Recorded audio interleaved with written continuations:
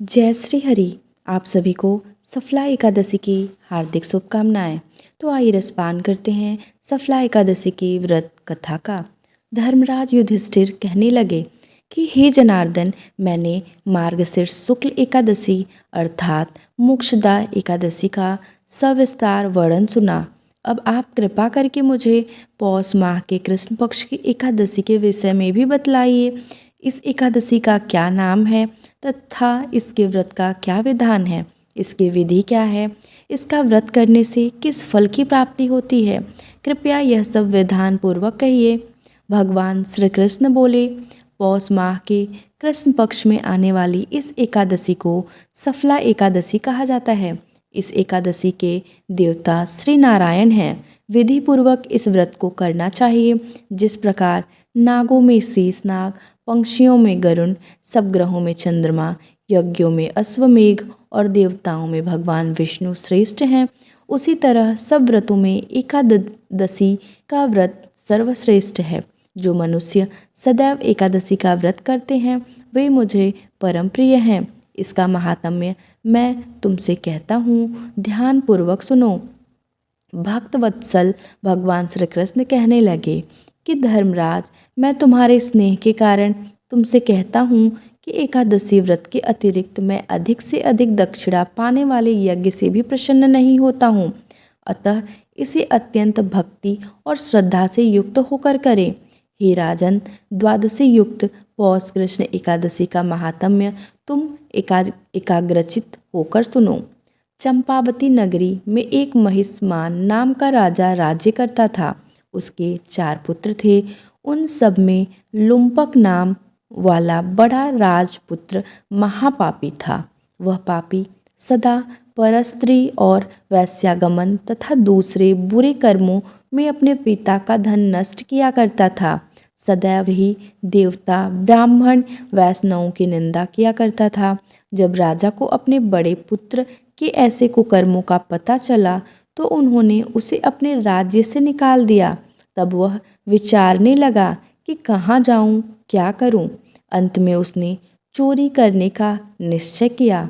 दिन में वह वन में रहता और रात्रि में अपने पिता की नगरी में चोरी करता तथा प्रज्ञा को तंग करने और उन्हें मारने का कुकर्म करता। कुछ समय पश्चात सारी नगरी भयभीत हो गई। वह वन में रहकर पशु आदि को मारकर खाने लगा। नागरिक और राज्य के कर्मचारी उसे पकड़ लेते किंतु राजा के भय से छोड़ देते। वन में एक अति प्राचीन विशाल पीपल का वृक्ष था। लोग उसकी भगवान के समान पूजा करते थे। उसी वृक्ष के नीचे वह महापापी लुम्पक रहा करता था। इस वन को लोग देवताओं की क्रीड़ा स्थली मानते थे।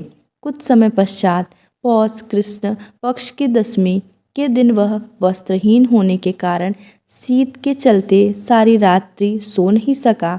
उसके हाथ पैर अकड़ गए। सूर्योदय होते होते वह मूर्छित हो गया। दूसरे दिन एकादशी को मध्याह्न के समय सूर्य की गर्मी पाकर उसकी मूर्छा दूर हुई। गिरता पड़ता वह भोजन की तलाश में निकला।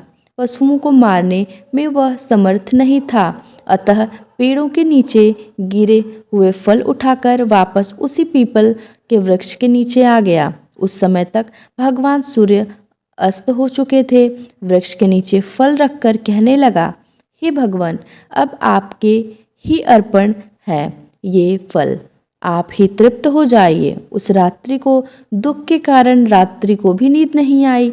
उसके इस उपवास और जागरण से भगवान अत्यंत प्रसन्न हो गए और उसके सारे पाप नष्ट हो गए।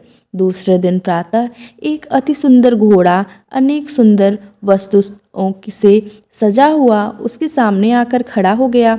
उसी समय आकाशवाणी हुई कि हे राजपुत्र, श्री नारायण की कृपा से तेरे पाप नष्ट हो गए हैं। अब तू अपने पिता के पास जाकर राज्य प्राप्त कर। ऐसी वाणी सुनकर वह अत्यंत प्रसन्न हुआ और दिव्य वस्त्र धारण करके भगवान आपकी जय हो कहकर अपने पिता के पास गया। उसके पिता ने प्रसन्न होकर उसे समस्त राज्य का भार सौंप दिया और स्वयं वन के रास्ते चल दिए। अब लुम्पक शास्त्रानुसार राज्य करने लगा। उसके स्त्री पुत्र आदि सारा कुटुंब भगवान नारायण का परम भक्त हो गया। वृद्ध होने पर वह भी अपने पुत्र को राज्य का भार सौंपकर वन में तपस्या करने चला गया और अंत समय में बैकुंठ को प्राप्त हुआ। अतः जो मनुष्य इस परम पवित्र सफला एकादशी का व्रत करता है उसे अंत में मुक्ति मिलती है। जो नहीं करते वे पूंछ और सिंहों से रहित पशुओं के समान है। इस सफला एकादशी के महात्म्य को पढ़ने से अथवा श्रवण करने से मनुष्य को अश्वमेघ यज्ञ का फल मिलता है। तो ये थी सफला एकादशी की संपूर्ण कथा। जय श्री हरि।